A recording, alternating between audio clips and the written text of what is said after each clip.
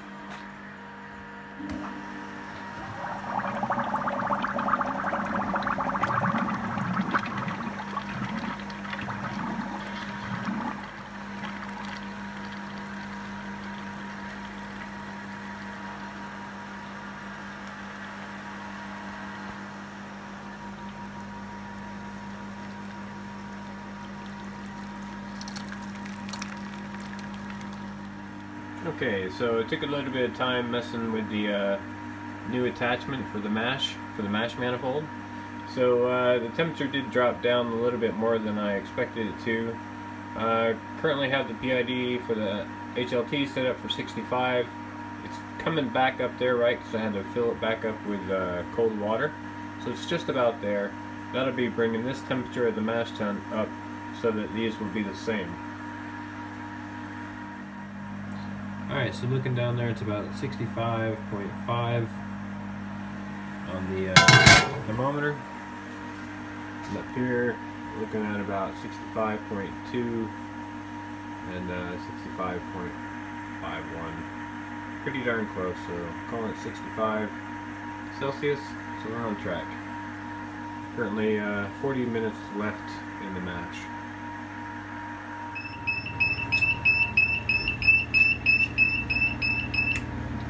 Okay, mash is complete. Temperatures look pretty good.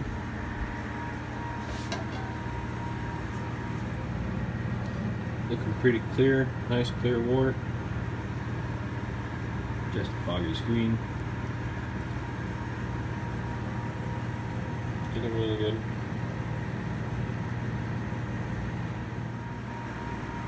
So overall, I'm really happy with that mash manifold. It seems to be doing really, really well. It's very nice. It's very even. Okay, so let's go ahead and bump this up for mash out.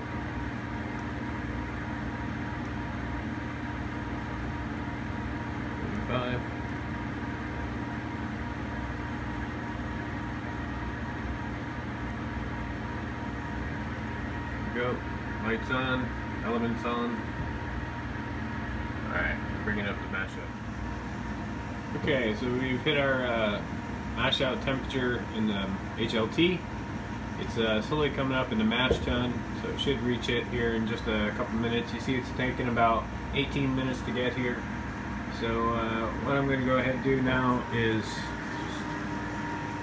hook up the water outlet from the HLT into the coil, push that out, and then start to do the mash out, and then hook up the inlet over here, start to fill up the boil kettle.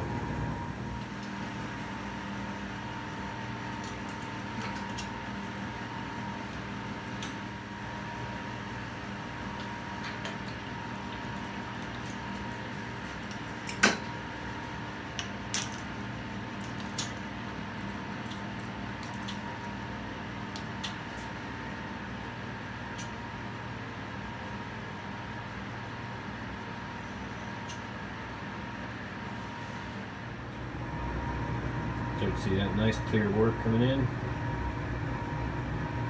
Very light in color. Should be, it's only base malt, pale malt.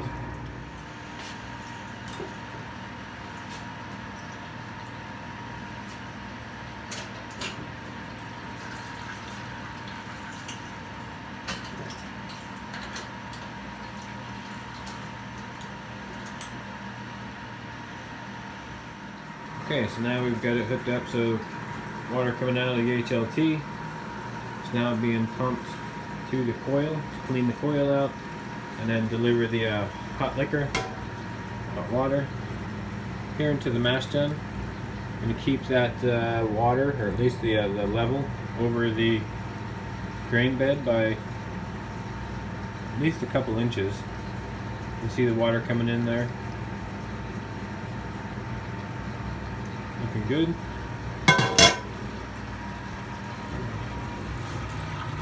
And still filling up the boil kettle. Trick here now, make sure that the levels are correct, or that the valves are set correctly, is if I start the level starts to rise up, then basically I need to back off on that valve a little bit, because then it's going into the mash tun too fast, and it's going to rise up over the grain bed too much. So as long as we monitor that level and it stays relatively close to that clip, we should be fine.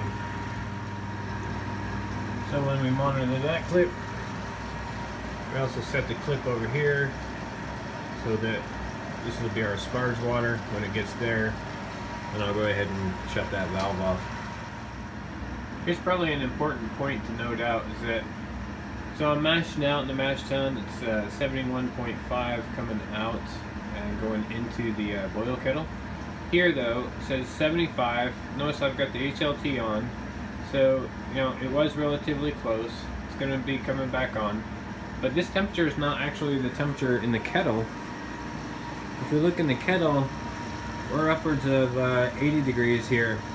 And that's because the trickle of the water that's going into the mash tun is going so slow that by the time the 80 degree water gets out to here, this thermocoupler is, you know, maintaining a temperature right around 75.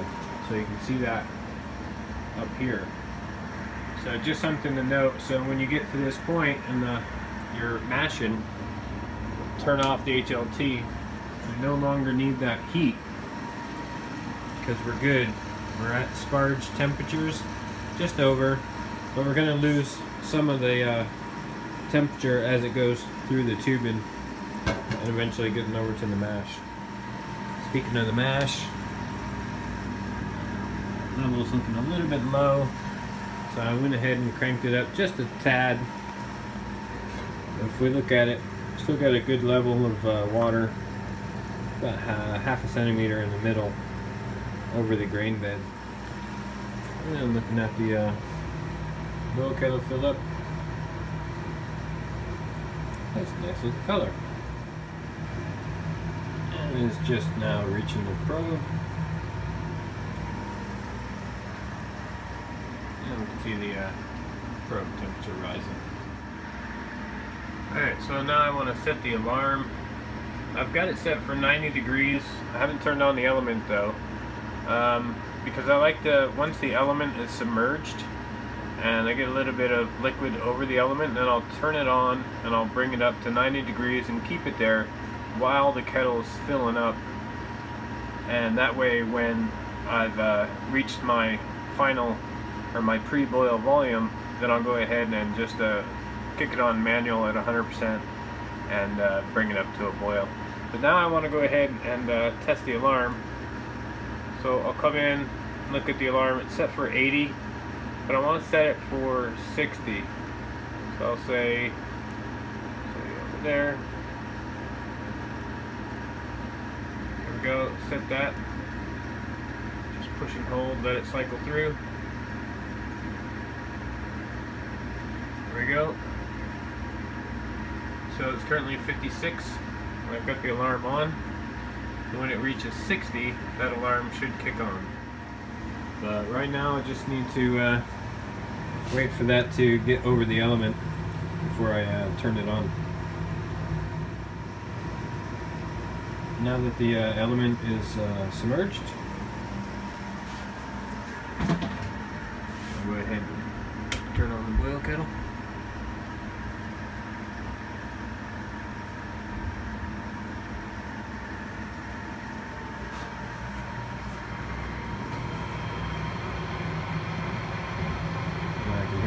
Coming on.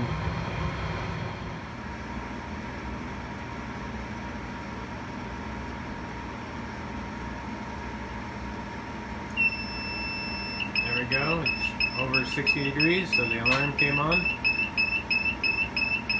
It's good.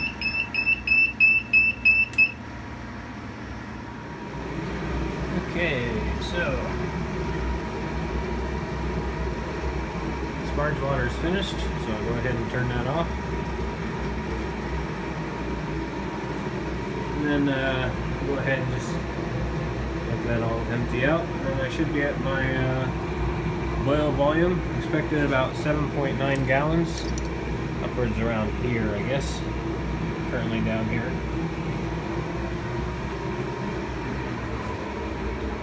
Here we're doing pretty good, climbing. Few more minutes and we'll be at 90. There we go, we got to 90 degrees, the alarm went off. Just turn that off. Okay, so this is what happens to you when you haven't brewed for a long time. Those of you who might have been paying attention, I instead of turning the HLT valve off, I actually turned it on full blast. So the mash tun pretty much filled up almost all the way with sparge water. So basically I over sparged a hell of a lot. I spent a few minutes sort of trying to take out the water from the top, but you know how that's gonna end up. Yeah. Anyways, I checked the gravities coming in from the mash tun into the boil kettle. I'm still right about 1020, so I've still got a little ways to go. Still got a few more gallons to collect, so we'll see where we end up according to our pre-boil volume and pre-boil gravity. But yeah, I'm still over the line. I should probably be way down here now, and yeah, I took off quite a bit of excess that was on the top. So yeah, not fun. Okay, so pre-boil gravity was supposed to be 1051. Looks like I'm at 1050, so I'm still okay.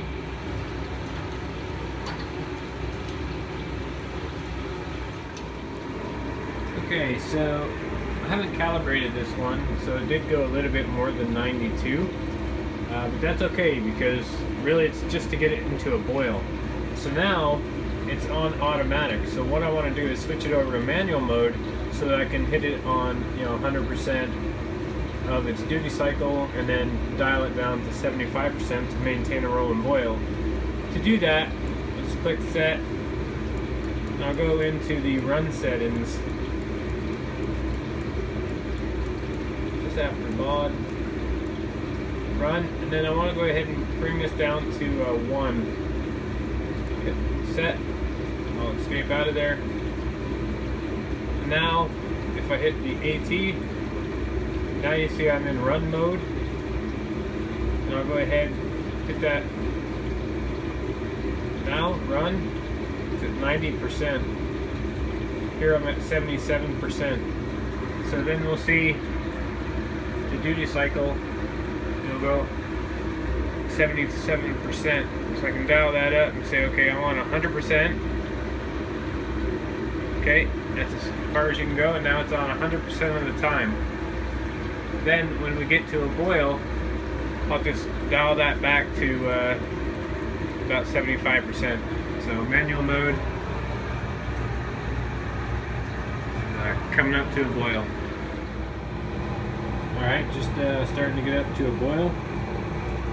Just hitting the initial break, 90 degrees, and that's right on target with what I usually get with the other panel at this altitude.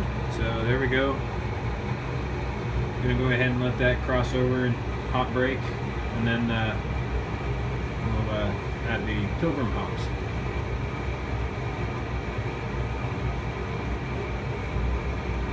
Let's go ahead and dial that back a little bit. Bring that down to, first we'll bring it down to 80.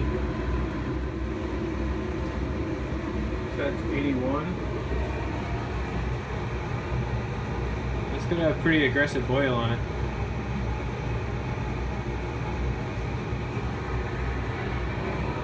I don't want it that much. Bring that back down to 75.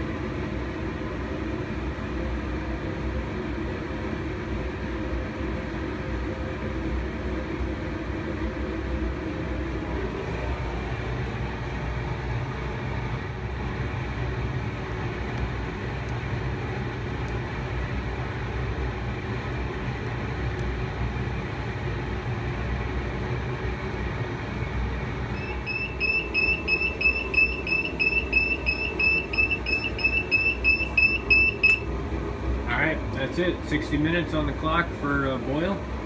So go ahead and turn off the heated element. Boil will come to a close. Now I'm going to put in 100 grams of Celia.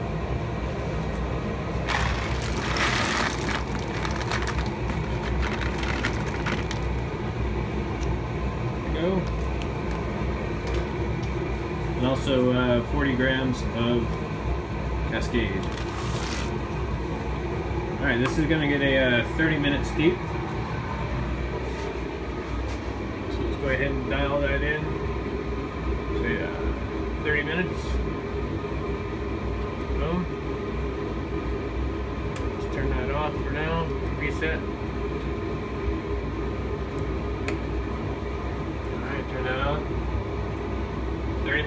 o'clock. A gentle stir. Alright, so we got about 18 minutes left. Just wanted to show you the configuration. Coming down out of the kettle, through the pump, through the counterflow chiller, and back up into the whirlpool port. So we got the whirlpool going on. Well, pretty good. Doesn't have to be strong. But I don't want to cause any aeration issues. Just move that on there like that. And the kettle is telling me it's about 86.5. By the time it cycles down through, see down here, it's about 85, 86. It's not too bad.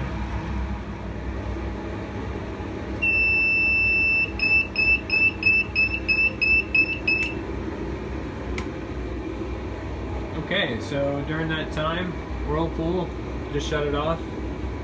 It's gone down to about 77, 78 degrees.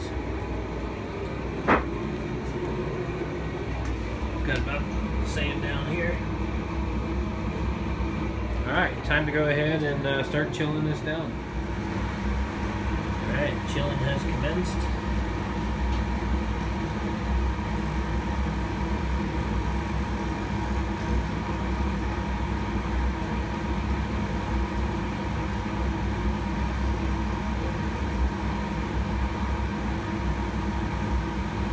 Coming down out of the counterflow chiller.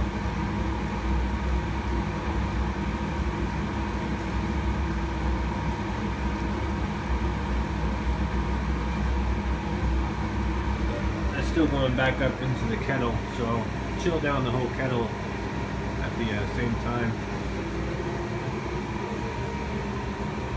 You can kind of see here as it's decreases a little bit slower. So there we go, coming out of the kettle at 20 degrees, or in the kettle at 20 degrees. Coming out of the kettle, just over 12. I'm gonna turn that off, the pump. You can see the going into the fermenter.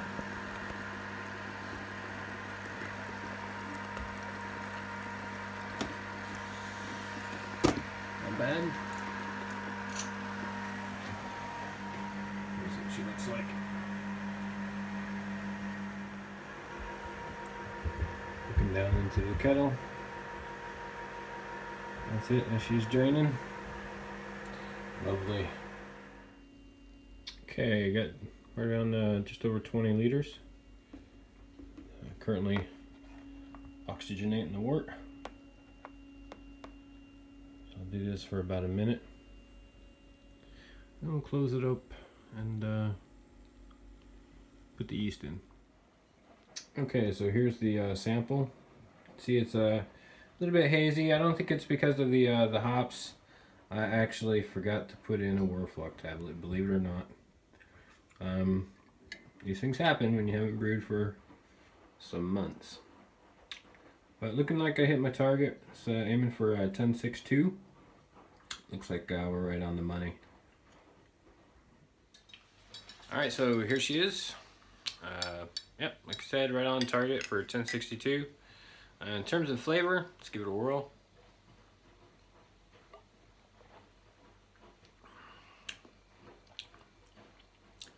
I think it's really well balanced at this point. It's got a nice little sort of hoppiness to it. It's not bitter. So yeah, it's very smooth.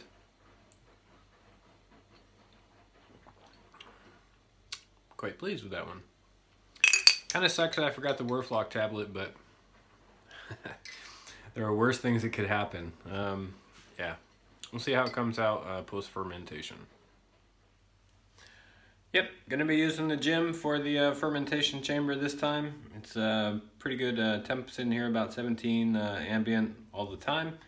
And yeah, so that'll that'll be fine if it starts to heat up a little bit with fermentation, up to about 20 or so. That's okay. Here's the yeast starter. Let's go ahead and dump this in.